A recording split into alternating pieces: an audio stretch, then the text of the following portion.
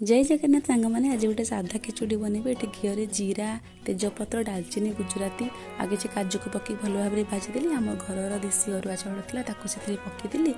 मो शाशु घर सब वर्ष बड़ ओषार खिचुड़ी तैयारी हुए तो मु भी सब वर्ष खिचुड़ी ही तैयारी करे। ये भल भाव में गोलेदेली।